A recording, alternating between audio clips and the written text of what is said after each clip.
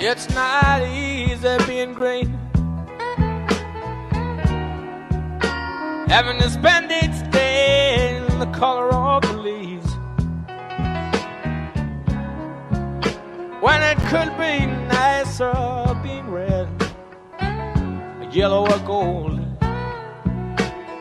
or something much more colorful like that.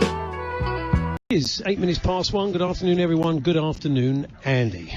Good afternoon, Paul. Good afternoon, everybody. And I've spent the morning quite perplexed because I like to start the show with a laugh. I like to reflect on last night's game. I like to reflect on things in the paper that are amusing, and especially in this time, we've had a lot of fun over the past 12 weeks. But I just found last night so utterly depressing, the incident at Burnley, and I can't let it pass. I mean, I just find this whole White Lives Matter argument so spurious, so racist in itself. I mean, who ever said in the history of the world that white lives don't matter? It completely misses the point of what this is about. You know, what white person has ever failed to get a job because of the colour of their skin? What white person has ever been stopped by the police for the colour of their skin? I just find it so depressing, and I'm glad to see Gilo got in touch with me. He lives in that area. With a lot of Burnley fans are horrified by what happened last night, and I'm not surprised.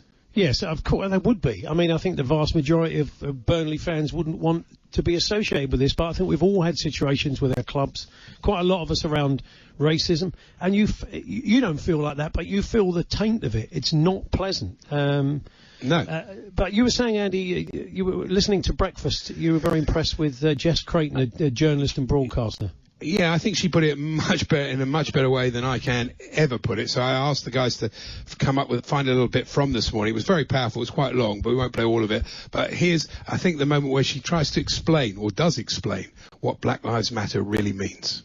I know a lot of people say, well, don't bring politics into sport. It's not politics. It's not a question of where do I stand on this debate. You're either, in my opinion, on the right side of the debate or the wrong side.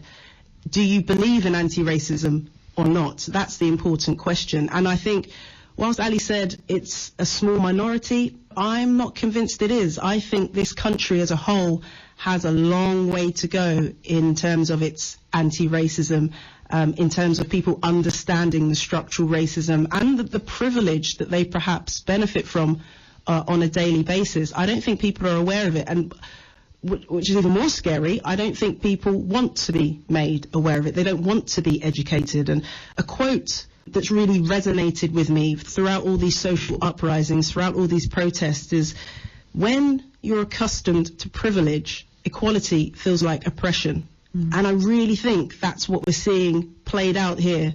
People feel as though something is being taken away from them, when that really shouldn't be the case. It's simply a case of just trying to level the playing field, so to speak. That's literally it. All the black community would like is to just be on par. We're not asking for more than, just the same.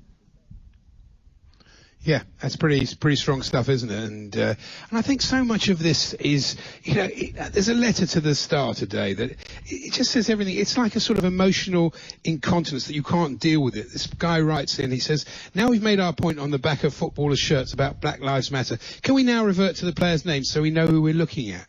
Do you see what I mean in that letter? How wrong that is. And it is very frustrating, but it's about education and that sort of. Anyway, that's enough of my soapbox for today, I think. But I just felt very strong about it. No, absolutely. And we're going to...